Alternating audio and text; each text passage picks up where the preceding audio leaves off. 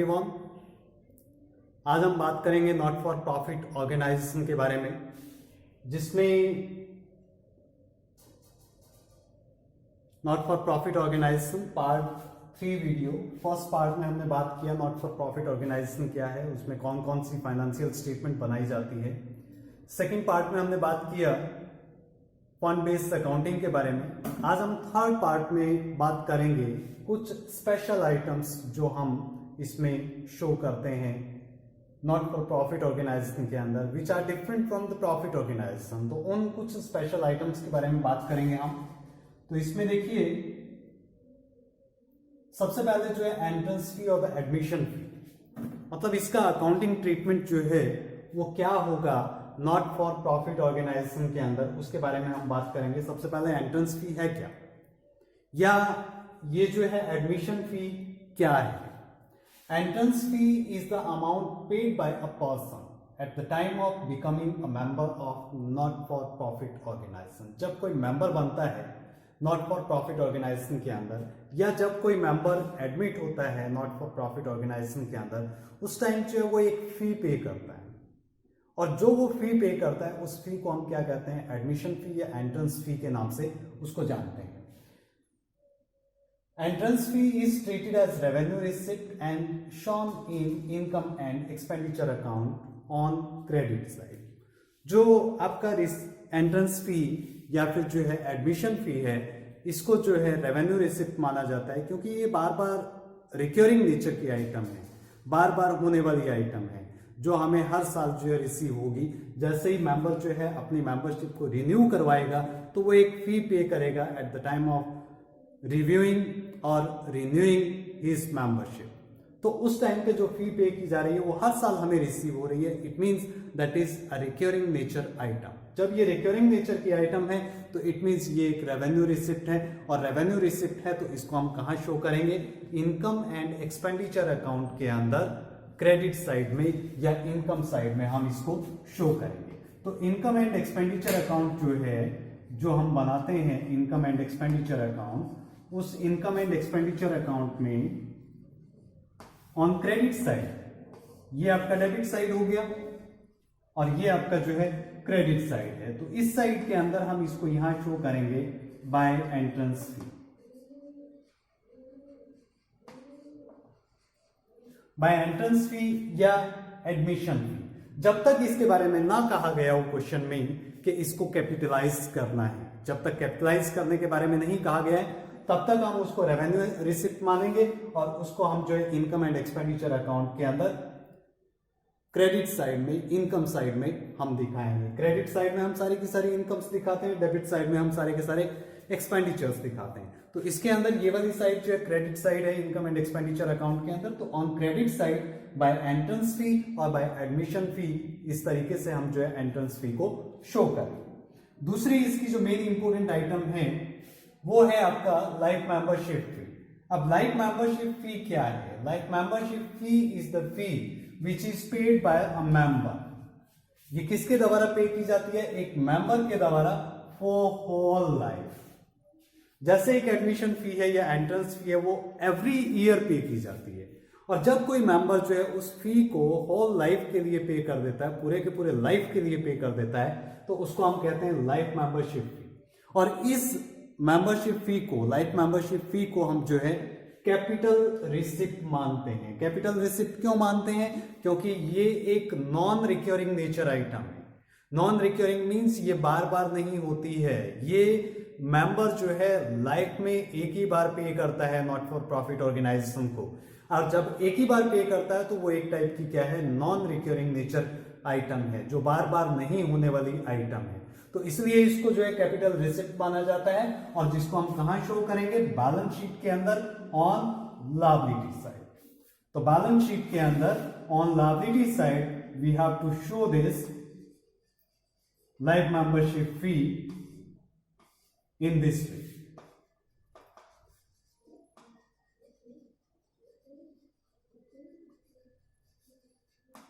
Life membership fee, इस तरीके से हम जो है इसको शो कर सकते हैं।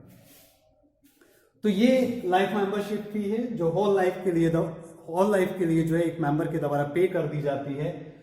तो उसको हम जो है कैपिटल रिसिप्ट मानते हैं, because it is a non recurring nature item, इसलिए हम इसको जो है बैलेंस शीट के अंदर लायबिलिटी साइड में शो करेंगे। जितनी भी हमारी रिसिप्ट है कैपिटल नेचर की, वो सारी की सारी जो लायबिलिटीज होती है उनको हम लायबिलिटी साइड में शो करते हैं, और जितनी भी हमारी पेमेंट्स है कैपिटल नेचर की, वो सारी की सारी हमारी असेट होती है, क्योंकि कैपिटल नेचर की जितनी भी पेमेंट्स है वो हम जैसे असेट वगैरह परचेज करने के लिए पे करते हैं, तो उनको हम असेट मानते हैं और उनको हम बैलेंस शीट के अंदर जो है असेट साइड में शो करते हैं। उसके बाद जो है नेक्स्ट आइटम इसके अंदर जो है वो है स्पेशल रिसिप्ट। अब स्पेशल रिसिप्ट क्या है कि वो रिसिप्ट जो किसी स्पेशल पर्पज के लिए रिसीव हुई हो। अब जैसे for example a special receipt means receipt of amount for special occasion.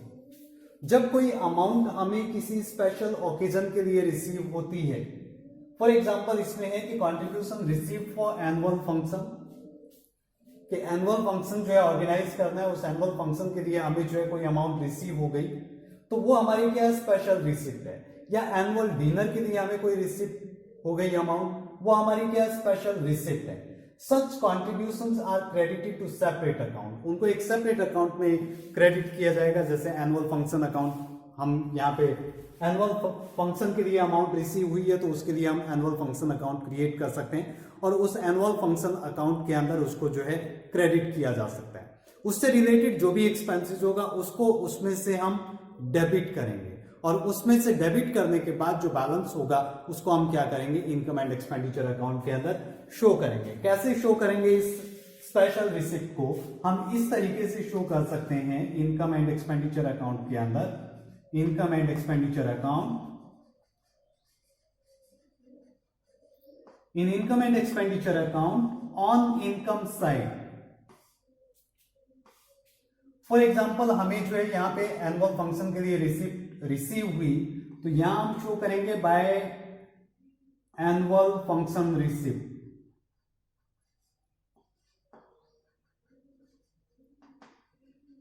Annual function receipt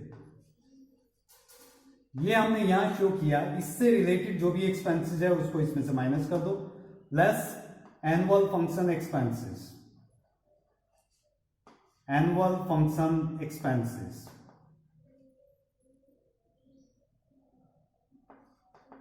अब इससे रिलेटेड जो भी एक्सपेंसेस है उसको इसमें से लेस कर दो, बाकी जो अमाउंट बचेगी वो हमारी अमाउंट के कॉलम में शो कर देंगे। इसी टाइप से कई बार क्या है कि एनुअल फंक्शन एक्सपेंसेस जो है वो क्या हो जाते हैं, ज्यादा हो जाते हैं। किससे? एनुअल रिसिप्ट से। अगर ये रिसिप्ट से ज्यादा है तो उस केस में इनको हम इस साइड में शो कर देंगे। मींस अगर ये ज्यादा हो जाते हैं तो इस साइड में हम शो करेंगे to annual function expenses. For example ये हमारे पास 50,000 है और इसमें से लेस कर देंगे हम एनुअल फंक्शन रिसिप्ट।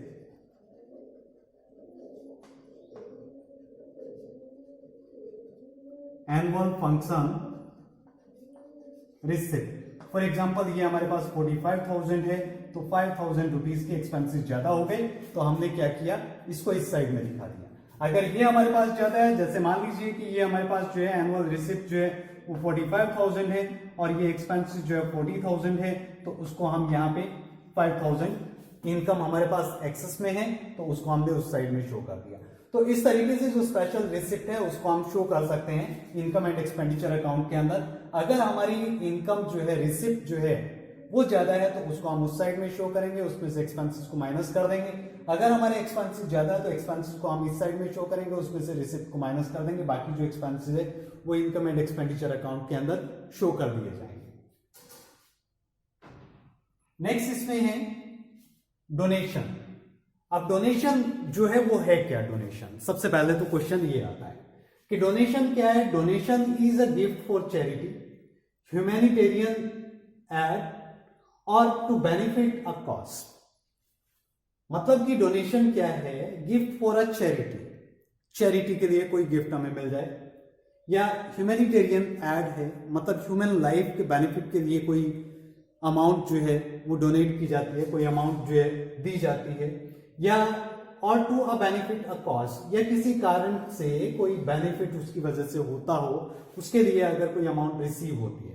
अ donation may take various forms including money, वो मनी की फॉर्म में हो सकता है, सर्विसेज की फॉर्म में हो सकता है, गुड्स की फॉर्म में हो सकता है, गुड्स जैसे कि क्लॉथिंग है, टॉयज है, फूड है, व्हीकल्स है, एटसेट्रा। तो इस टाइप से जो है डोनेशन हमें रिसीव हो सकता है। तो डोनेशन क्या है, वो एक टाइप का गिफ्ट है जो हमें रिसीव हो रहा है किसी आउटसाइडर पर्सन से, या नॉट फॉर प्रॉफिट ऑर्गेनाइजेशन को रिसीव हो रहा है किसी बाहर के पर्सन से, जो अपने अमाउंट या कोई गुड्स वगैरह नॉट फॉर प्रॉफिट ऑर्गेनाइजेशन को डोनेट कर रहा है। तो वो एक डोनेशन है। अब डोनेशन जो है वो दो टाइप का हो सकता है, एक तो जनरल डोनेशन हो सकता है और दूसरा क्या हो सकता है, स्पेसिफिक डोनेशन हो सकता है। अब जनरल डोनेशन में क्या है, जनरल डोनेशन वो डोनेशन है in which the donor does not specify any condition for its use. जब उसके यूज के लिए कोई कंडीशन स्पेसिफाई नहीं की जाती है डोनर के द्वारा, तो उसको हम जो है जनरल डोनेशन कहते हैं। मतलब कि जब कोई कंडीशन स्पेसिफाई नहीं की गई है तो इट मींस क्या है कि उस डोनेशन का यूज कहां किया जा सकता है, किसी भी पर्पज के लिए किया जा सकता है, हम कहीं भी कर सकते हैं उसको, नॉट फॉर प्रॉफिट ऑर्गेनाइजेशन के अंदर यूज। तो उसको हम जो है जनरल डोनेशन कहते हैं। दूसरा इसके अंदर जो है स्पेसिफिक डोनेशन है। स्पेसिफिक डोनेशन क्या है कि in which the donor specifies the purpose, जिसके अंदर उसका पर्पस स्पेसिफाई कर दिया जाता है, specifies the purpose for which the donation can be used. मतलब इसमें क्या है कि उसका पर्पस जो है वो स्पेसिफाई कर दिया जाता है जिस पर्पस के लिए डोनेशन की अमाउंट का यूज किया जाना है। अब दो टाइप के डोनेशन है। अब इन दोनों टाइप के डोनेशंस को हम कहां शो करेंगे, अकाउंट्स के अंदर, in not for profit organisation. अब इसमें जो जनरल डोनेशन है उसका तो हम कहीं भी यूज कर सकते हैं, वो कोई स्पेसिफिक पर्पस के लिए तो है नहीं, क्योंकि उसमें डोनर ने कोई स्पेसिफिकेशन नहीं दिया है कि इस डोनेशन को कहां यूज करना है। तो इट मींस ये जो जनरल डोनेशन है, उस जनरल डोनेशन को हम क्या कर सकते हैं, इन केस ऑफ जनरल डोनेशन हम जो है क्या बनाएंगे, इनकम एंड एक्सपेंडिचर अकाउंट बनाएंगे, income and expenditure account, income and expenditure account.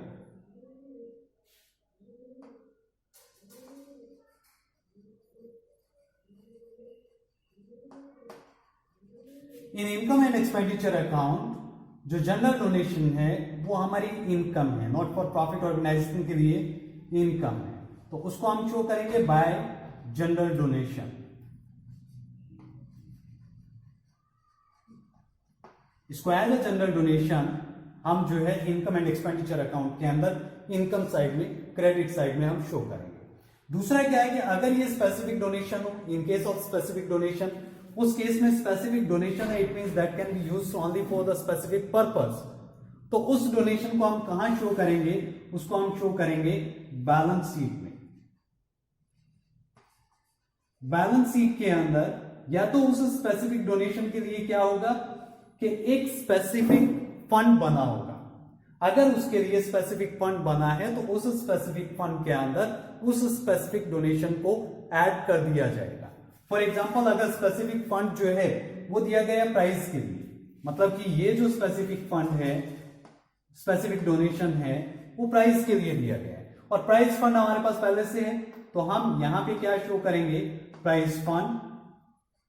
इस प्राइस फंड के अंदर इसको ऐड कर दो, डोनेशन जो कि स्पेसिफिक है, इसको इसमें ऐड कर दो और इसमें ऐड करके इसको इस तरीके से हम शो कर सकते हैं। अगर इसमें कोई इससे रिलेटेड फंड नहीं दिया गया है तो उस केस में हम क्या करेंगे, अगर ये फंड नहीं दिया गया, प्राइस फंड नहीं है, तो उस केस में ये करने की बजाय हम क्या करेंगे, यहां पे स्पेसिफिक फंड, स्पेसिफिक डोनेशन जो है यहां पे हम इसको शो कर देंगे। स्पेसिफिक डोनेशन मींस जैसे कि बिल्डिंग के लिए डोनेशन दिया गया है तो हम यहां पे लिखेंगे डोनेशन फॉर बिल्डिंग। तो इस तरीके से हम जो है इसको शो कर देंगे बैलेंस शीट के अंदर लायबिलिटी साइड में। तो इसमें दो चीजें हैं, एक क्या है कि जब जनरल डोनेशन हो, जनरल डोनेशन में क्या होता है कि donor does not specify any condition for its use, उसके यूज से रिलेटेड कोई कंडीशन स्पेसिफाई नहीं की गई है। It means that donation can be utilised for any purpose. जब एनी पर्पस के लिए यूज किया जा सकता है तो उसको हम इनकम एंड एक्सपेंडिचर अकाउंट में दिखाएंगे और उसको as a revenue receipt show किया जाएगा। दूसरा क्या है इसमें, स्पेसिफिक डोनेशन। अब स्पेसिफिक डोनेशन में क्या है कि donor specifies the purpose for which the donation can be used. जिसके लिए डोनेशन यूज किया जाएगा उसको स्पेसिफाई कर दिया जाता है, उसमें उस कंडीशन को स्पेसिफाई कर दिया जाता है जिसके लिए वो डोनेशन दिया गया। अब उसको स्पेसिफाई कर दिया गया तो इट मींस उसको हम कहां लेके जाएंगे, बैलेंस शीट के अंदर। उसको क्या माना जाएगा, कैपिटल नेचर रिसिप्ट माना जाएगा। और capital nature receipt we have to show in the balance sheet. और बैलेंस शीट में कहां शो करेंगे, अगर स्पेसिफिक डोनेशन जो है वो प्राइस के लिए डोनेशन दिया जा रहा है और पहले से हमारे पास प्राइस फंड है तो प्राइस फंड के अंदर हम जो है उस डोनेशन को ऐड कर देंगे और इस तरीके से हम जो है बैलेंस शीट में शो कर देंगे। अगर उससे रिलेटेड कोई एक्सपेंसेस वगैरह है तो उसको हम माइनस करके शो कर देंगे। लेकिन अगर उसमें प्राइस फंड नहीं है और प्राइस के लिए डोनेशन दिया जा रहा है तो उसको हम जो है डोनेशन फॉर प्राइस इसमें शो कर देंगे, या प्राइस डोनेशन, बिल्डिंग डोनेशन, इस तरीके से हम जो उसको शो कर देंगे बैलेंस शीट के अंदर। तो ये है हमारा डोनेशन। नेक्स्ट स्पेशल आइटम है इसके अंदर लीगेसी। अब लीगेसी क्या है, legacy is the amount received as a donation. ये भी एक टाइप का डोनेशन है by a not for profit organisation under will of a deceased person. Donation है लेकिन डोनेशन किस टाइप का, which is received under a will of a deceased person.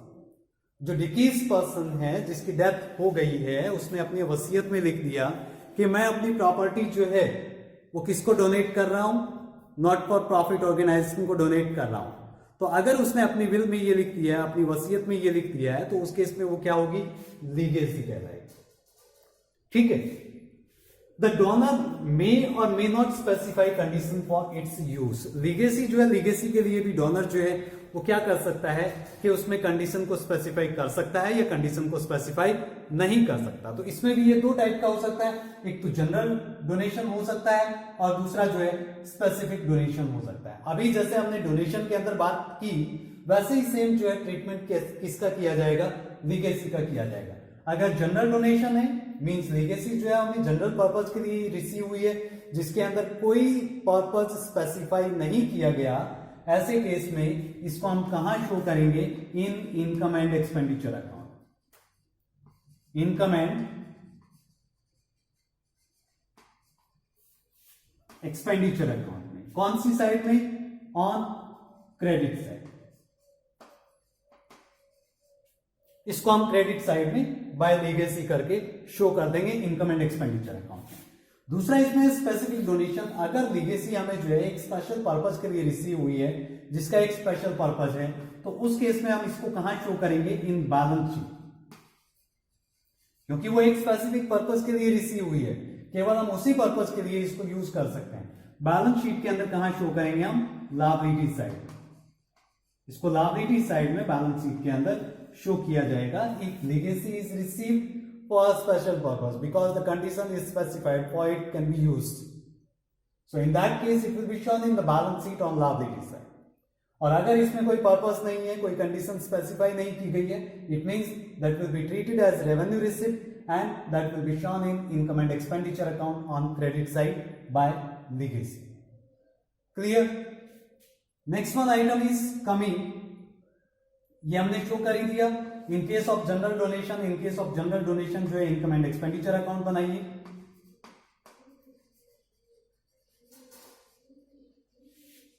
Income and expenditure के अंदर इनकम साइड में by legacy हम show कर देंगे। इसी टाइप से इन case of specific purpose, specific donation, उस केस में हम जो है बैलेंस शीट बनाएंगे और बैलेंस शीट के अंदर हम जो है इसको यहां पे लीगेसी करके शो कर देंगे। अगर ये किसी स्पेशल पर्पस के लिए, जिस पर्पस के लिए रिसीव हुआ है उसके लिए स्पेशल फंड बनाया गया है तो उस फंड के अंदर इसको ऐड कर दिया जाएगा in the balance sheet, like donation in the previous point we have discussed. उसके बाद जो है इसमें sale of used sports material. अब स्पोर्ट्स मटेरियल जो है वो क्या है कि स्टॉक ऑफ स्पोर्ट्स मटेरियल, इसको हम बैलेंस शीट के अंदर शो करते हैं एसेट साइड में, क्योंकि स्टॉक जो है वो हमारी एसेट, और स्पोर्ट्स मटेरियल का अगर स्टॉक है तो उसको हम एसेट साइड में बैलेंस शीट के अंदर शो करते हैं। Sports material consumed during the year is debited in income and expenditure account. अगर स्पोर्ट्स मटेरियल कंज्यूम हुआ है ड्यूरिंग द ईयर तो हम उसको जो है इनकम एंड एक्सपेंडिचर अकाउंट के अंदर शो करते हैं। तो इसमें जो है स्पोर्ट्स मटेरियल के लिए दो टाइप की कंडीशन हो सकती है जब स्पोर्ट्स मटेरियल को सेल किया जाता है। तो ये दोनों कंडीशन देखिए यहाँ पे, the old sports material that is shown as consumed is sold, मतलब कि ओल्ड स्पोर्ट्स मटेरियल है और उसको एक कंज्यूम्ड स्पोर्ट्स मटेरियल के रूप में शो किया गया था और उसको सेल किया जा रहा है।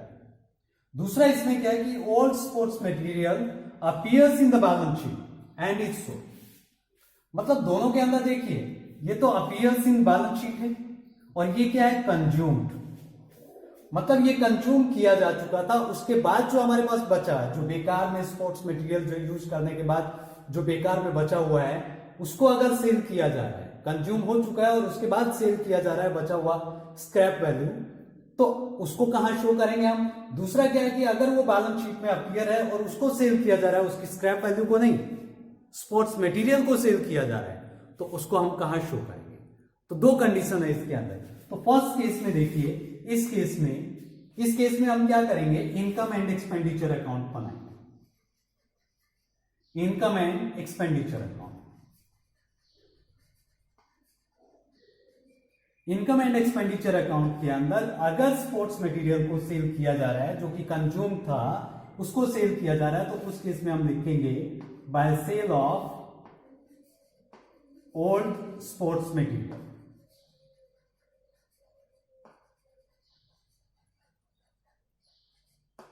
It is a sale of old sports material. इसको रेवेन्यू रिसिप्ट माना जाएगा, क्योंकि हर साल हमारा जो है स्पोर्ट्स मटेरियल कंज्यूम होता है कुछ ना कुछ, और हर साल जो है उसको सेल किया जाता है। तो उस स्पोर्ट्स मटेरियल को अगर सेल किया जा रहा है तो उनको हम जो है इनकम एंड एक्सपेंडिचर अकाउंट के अंदर on credit side we will show by sale of old sports material. दूसरी कंडीशन आती है कि ये वाली, अगर ये appear in the balance sheet and is sold, मतलब कि ये बैलेंस शीट में अपीयर था, अब इसको सेल कर दिया जाता है। अब इसको सेल कर दिया जाता है तो उसको हम कहां शो करेंगे। पहली बात तो ये स्पोर्ट्स मटेरियल क्या था, हमारा एसेट था, जो स्टॉक हम दिखा रहे थे स्पोर्ट्स मटेरियल का वो एसेट साइड में बैलेंस शीट के अंदर हम शो कर रहे थे। अब अगर इसको सेल किया जाता है, जैसे फॉर एग्जांपल मान लीजिए कि बैलेंस शीट के अंदर जो है 5000 रुपीज का स्टॉक मटेरियल था और इसमें से ₹1000 का जो है वो सेल कर दिया जाता है स्पोर्ट्स मटेरियल। अब 1000 रुपीज का जो स्पोर्ट्स मटेरियल है उसको 1200 रुपए में सेल किया जा रहा है। अब 1200 रुपए में सेल किया जा रहा है तो इसका मतलब 1000 रुपए वाला 1200 रुपए में सेल किया जा रहा है, इसका मतलब क्या हुआ, यहाँ पे 200 रुपए का प्रॉफिट हो गया। अब ये प्रॉफिट हो गया, ये क्या है, ये प्रॉफिट तो है रेवेन्यू नेचर आइटम। अब प्रॉफिट को तो हम यहां शो करेंगे, प्रॉफिट को हम कहां शो करेंगे, यहां शो करेंगे by profit on sale of sports material. Profit 200 रुपए का है तो 200 रुपए हमने यहां शो कर दिया। अब इसको जो है कहां शो किया जाए, जो बैलेंस शीट है, बैलेंस शीट के अंदर हमारे पास क्या था, स्पोर्ट्स मटेरियल। अब स्पोर्ट्स मटेरियल था हमारे पास 5000 रुपए का। अब 5000 रुपए में से 1000 रुपए का सेल कर दिया गया तो यहां पे हम कितनी अमाउंट शो करेंगे, 4000 रुपीज। मतलब 5000 रुपए का हमारे पास स्टॉक था, उसमें से 1000 रुपए का सेल कर दिया गया, तो 1000 रुपए का सेल कर दिया गया, उसको माइनस कर दो, उसमें से हमारे पास कितना बचा, 4000 रुपए का। तो बैलेंस शीट के अंदर हम स्पोर्ट्स मटेरियल कितना शो करेंगे, 4000 रुपए का। अगर इसी टाइप से इस स्पोर्ट्स मटेरियल को 1200 रुपए की बजाय 800 रुपए में सेल किया जा रहा है, मतलब कि 1200 रुपए की बजाय इसको 800 में सेल किया जा रहा है, तो 200 रुपए का क्या हो जाएगा, यहाँ पे प्रॉफिट की बजाय हमारा लॉस हो जाएगा। प्रॉफिट की बजाय क्या हो जाएगा, यहां पे हमारा लॉस हो जाएगा, मतलब कि प्रॉफिट नहीं है। इसको हम शो करेंगे एज अ लॉस, और लॉस को हम कहां शो करेंगे, इस साइड में, डेबिट साइड में, to loss on sale of sports material.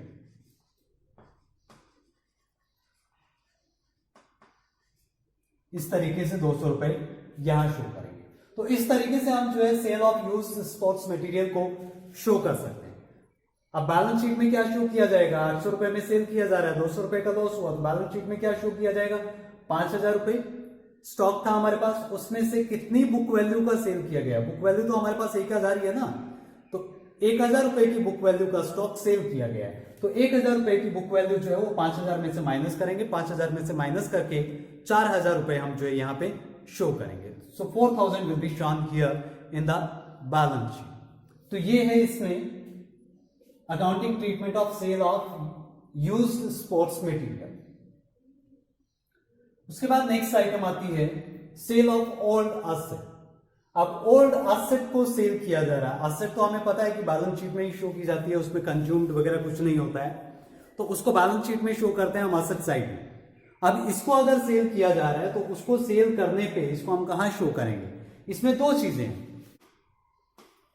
Asset की बुक वैल्यू जो है वो क्या है, 50,000 है, ये इसकी बुक वैल्यू है। अब इस बुक वैल्यू में से क्या हुआ कि 10,000 रुपए बुक वैल्यू की एसेट, 10,000 रुपए की एसेट, ये भी बुक वैल्यू है, ये क्या कर दिया गया, सेल कर दिया गया, कितने में, एट ₹12,000। अब 12,000 रुपए में इसको सेल कर दिया गया। अब 12,000 रुपए में इसको सेल किया तो इसका मतलब क्या हुआ, यहां पे 2,000 रुपए का प्रॉफिट हो गया। अब अगर 2,000 रुपए का प्रॉफिट है तो इसको हम कहां शो करेंगे, इनकम एंड एक्सपेंडिचर अकाउंट में, कौन सी साइड में, इनकम साइड में। और बाकी जो है बैलेंस शीट में हम क्या क्या शो करेंगे, 50,000 रुपए की एसेट थी, 10,000 रुपए बुक वैल्यू की एसेट को सेल कर दिया गया, तो 50,000 में से 10,000 माइनस करो, 40,000 रुपए जो है बैलेंस शीट में शो कर देंगे। तो इनकम एंड एक्सपेंडिचर अकाउंट और बैलेंस शीट दोनों के अंदर जो इस अमाउंट को शो किया जाएगा, income and expenditure account.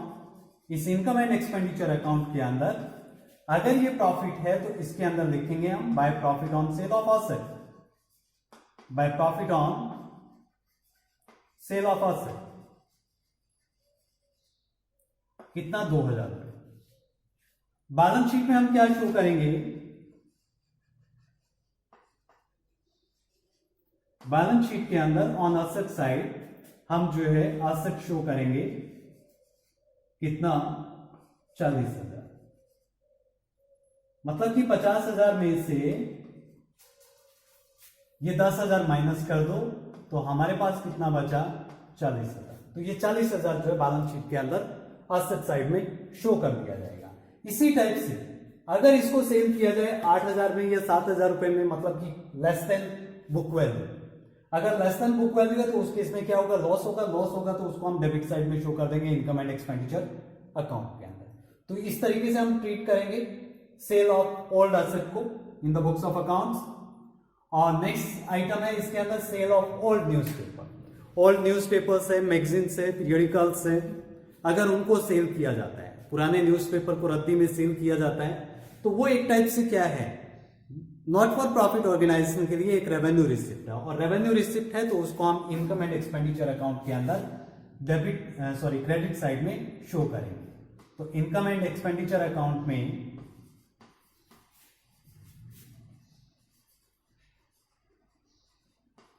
Income and expenditure account के अंदर ऑन क्रेडिट साइड यहां पे हम शो करेंगे by sale of old newspapers, यहां शो कर, तो by sale of old newspaper हो जाएगा। ठीक है, ओल्ड न्यूज़पेपर्स है, ओल्ड मैगजीन्स है, ओल्ड पीरियडिकल्स है, तो उसको सभी को हम जो है यहां पे शो करेंगे, because this is non as revenue nature item, क्योंकि ये हर साल जो है हम जो है हमारे पास न्यूज़पेपर इतने इकट्ठे हो जाते हैं और उसको हम सेल कर देते हैं, पुराने न्यूज़पेपर्स को या पुरानी मैगजीन्स को, और जिसको हम शो करेंगे इनकम एंड एक्सपेंडिचर अकाउंट के अंदर क्रेडिट साइड में। तो इस तरीके से हम जो है सेल ऑफ और न्यूज़पेपर को ट्रीट करेंगे अकाउंट्स में। और नेक्स्ट आइटम जो है वो है इसके अंदर ऑनोरेरियम। ऑनोरेरियम क्या है? Honorarium is a token payment made to a person who has voluntarily undertaken a service which would normally command a fee। मतलब कि जिस सर्विस के लिए एक फी पे की जानी चाहिए उसको जो है वॉलंटरीली जो है एक पर्सन जो है वो सर्विस प्रोवाइड करने के लिए तैयार हो जाता है, तो उसके बदले में जो उसको एक पेमेंट की जाती है एज अ टोकन, तो उस पेमेंट को हम क्या कहते हैं? ऑनोरेरियम कहते हैं। It is an expression of gratitude rather than a payment for the service. मतलब कि इसको जो है सर्विस के लिए पेमेंट ना मानते हुए इसको क्या माना जाता है? एक्सप्रेशन ऑफ ग्रेटिट्यूड माना जाता है। Means it is an expression of gratitude rather than the payment for the service. इसको पेमेंट फॉर सर्विस ना मानते हुए इसको एक्सप्रेशन ऑफ ग्रेटिट्यूड माना जाता है। जैसे मान लीजिए कि किसी टीचर को जो है लेक्चर के लिए बुलाया जाता है स्कूल के अंदर, किसी बाहर से किसी टीचर को, और वो लेक्चर दे करके जाता है, या किसी ऐसे पर्सन को बुलाया जाता है, मोटिवेटर को बुलाया जाता है जो मोटिवेशन लेक्चर देता है, और उसके बदले में उसको जो है हम कुछ अमाउंट पे करते हैं एज अ टोकन, तो उस अमाउंट को हम जो है ऑनोरेरियम कहते हैं।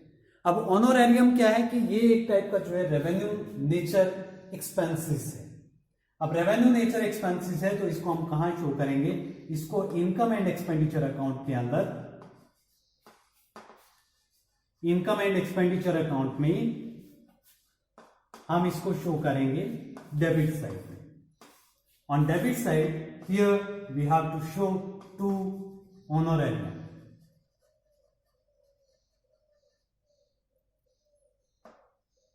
जितनी भी अमाउंट है यहां शो कर दो। तो इस तरीके से हम जो है ऑनोरेरियम को शो करेंगे। So these are the special items of the not for profit organization, some special items and their accounting treatment. आज के वीडियो में केवल इतना ही हम पढ़ेंगे।